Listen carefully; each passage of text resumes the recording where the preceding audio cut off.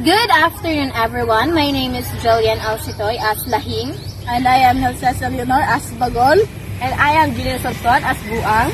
And I am Krista Julernice as Ungol. And we are the Bagol family.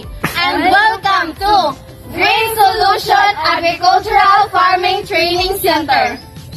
So karon, itur mo na mo sa amuang farm nga amuang gitrainingan. So let's go na. Arat na!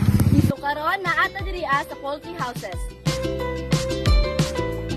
Tuali mo, tanaw na to ang mga lailahing breed sa manok.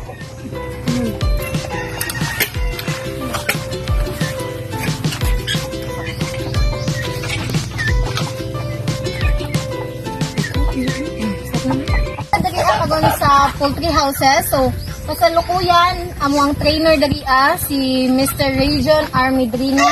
Naglaog siya og mga broilers. Karon aniya dito sa ilahang usage nga gitawag nga urban container gardening. So karon narito gitawag diri nga asula. So mo na siya ang iyang format. So napunta diri ay mga sibuyas, pepper, and kamatis.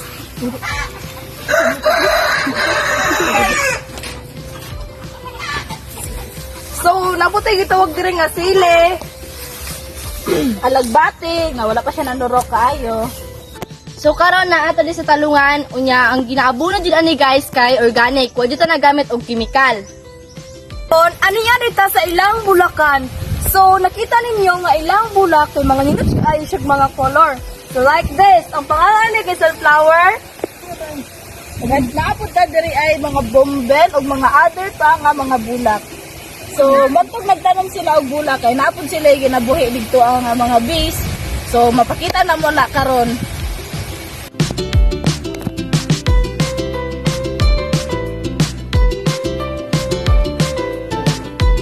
So dali ang area, mao ni siya ang daghan kay dali ang mga kiyot.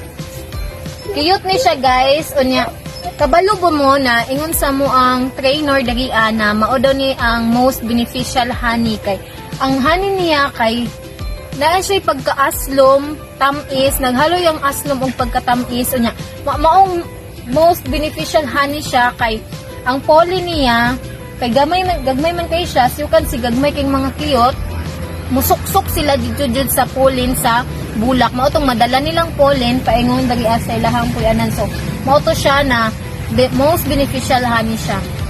So good afternoon everyone. So kauban ako karon ang among humble and kind trainer Mr. Region Armidrina. So karon amo siyang i-interview.